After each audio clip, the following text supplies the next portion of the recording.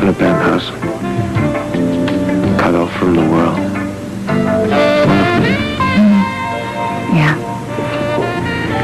I'm so happy. I feel like I'm floating on air. We interrupt this program to bring you the latest bulletin on the murder of ex-Sheriff Broder from Laurelton. The police have released the information that Broder was poisoned while drinking tea in Lucy Coe's apartment. It has been established that the poison was in the tea bag, which the deceased had carried on his own person. Frisco Jones of the Port Charles Police Department is in charge of the investigation. He reports there are several suspects under consideration, but no arrests have been made at this time. Now back to our music. So out of touch. Nobody knows where I am except Robin and Robert. I made off skiing, thank goodness. Oh, dear. What? I don't want you to go anywhere, but if you would much rather be with Frisco. No. No, he can handle it. It's our last night together. And tomorrow. You can say it. No. No, we have to face it. Yes, tomorrow the judge could send me to prison. Nothing's going to interfere with our last night together. Nothing. Deal. We just live for each moment.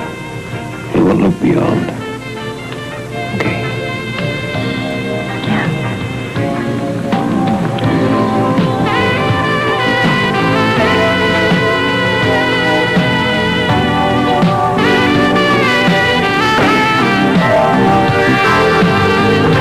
Good morning.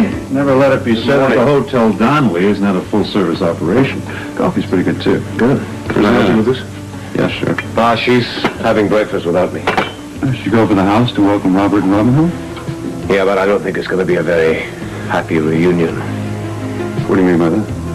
Well, Robert's going to have to tell her something that, well, I know she won't like it. Sweetheart. Oh, welcome back. Good morning, Robert.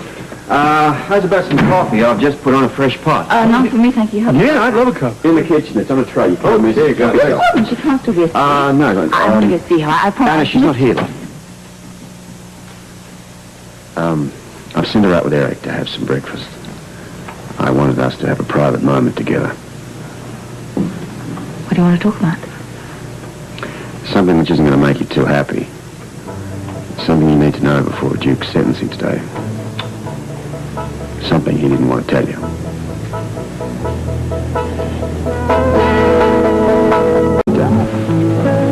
I don't understand. Duke said that Angus had guaranteed our safety if Duke kept his promise about Lorlean. I know. It wasn't just going to be for his duration in prison, it was going to be for the rest of our lives. That was more or less the deal made. There's more? Actually, there's less. Go on. The truth of the matter is that Duke never really bargained for himself. You say? He has no personal guarantees. Angus couldn't and wouldn't guarantee his personal protection. Duke's sacrificing himself? You've just got to hope that he can... Oh, what? It'd be so ridiculous. The odds are impossible. We'll see. I shouldn't have let him take over that press conference. I should have turned state's evidence myself. We could have avoided this entire mess. Don't be ridiculous. You turned state's evidence. You out there blabbing about the mob? That makes the both of you walking targets. I don't care about myself. It's Duke I'm worried about. He's sacrificing himself for Robin and me, and how am I going to live with that? Can't answer that question. Well, you answer me this. Duke has agreed to the death sentence, more or less. And you knew about it, and you don't find that very difficult to go along with, and I want to know why. I don't think you're being very fair. He bargained for as much personal protection as he could. Do you suppose he wants you or Robin on his conscience? Do you suppose I do, for that matter? But Lorlean remains a very big club suspended over Angus's head. I don't care about Lorlean. You let me finish? It's a very big club over Angus's head. Duke told him personally that if anything was to happen to him, the secret is passed on to me. Oh, it's going to be too late by then. Duke will be dead. Uncle Duke's dead. Me. Robin. Robin, darling. No, it's all right. It's all right. He's okay. Duke's fine. It's all right. Duke's fine. Yeah. Listen, I miss some you, coffee. sweetheart, The and you're bar right. Lewis is in the kitchen. Tell me all about your skiing trip. How was it? Yes, You got yes. the snow? Our daughter was a fantastic beginner. As a matter of fact, I fell down 3 times as many times as she did. But then again, little Robin here's a little closer to the ground, aren't you, Yes, darling? she is. All right, darling? You know, I think that maybe Duke and Robin should see one another. What do you say? Hmm? Oh, I like that. Yeah, I kind of thought you would. I'd like to see Duke beforehand, please. Of course. Can I see Uncle Duke? As soon as your mother's finished. We'll go over to Sean's then. While I'm visiting Uncle Duke, then I can say hi to Sean, too. Say hi to Sean too. Well, I'm delighted you enjoyed dinner.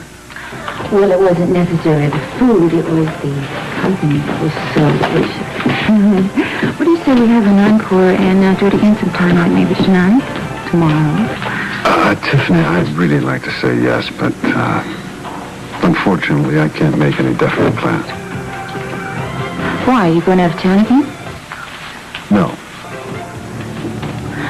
Well, you can't make plans, or you don't want to make plans? I can't.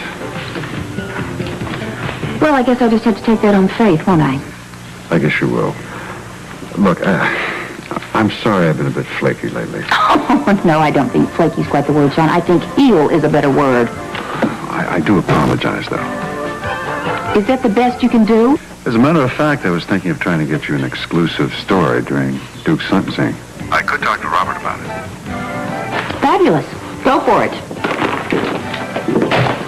All right, I have an idea. Why don't you go and show Eric some of your Christmas presents, and maybe, just maybe, you can con him into playing one of those dumb board games. Okay.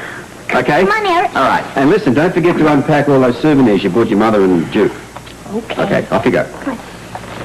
Listen, would you mind if I made some phone calls out in your kitchen? Please go ahead.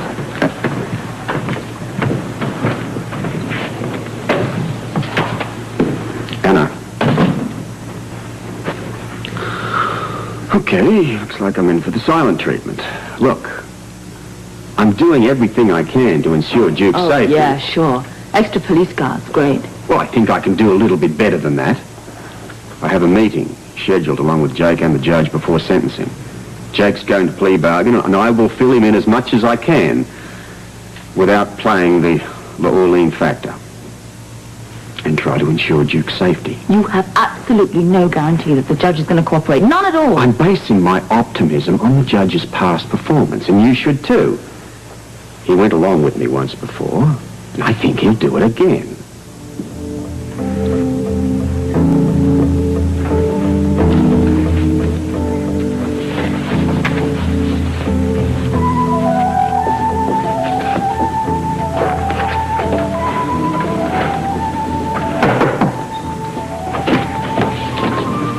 Well, good morning. Judge Saunders? A little early for the Lavery case, aren't you? That's not why I'm here, sir. That is, I'm not here to argue that at this point. Oh, how come? Lavery's lawyer will be doing some fancy plea bargaining, and I expect your input. Well, ordinarily I'd be jumping in with both feet. But this time I've got some outside input that I think you'll find very interesting. Oh? What have we here? A report from the Mayor's Task Force on Organized Crime. You think I should read it for sentencing Lavery? Well, in light of their attitude about the mob, I'd say it was required reading. As you'll see in that report, they've addressed themselves to the Lavery case. And they've carefully weighed the pros and cons. Including the fact that Lavery turned state's evidence. Right. However, they've gone even further than weighing the evidence. They're out for blood.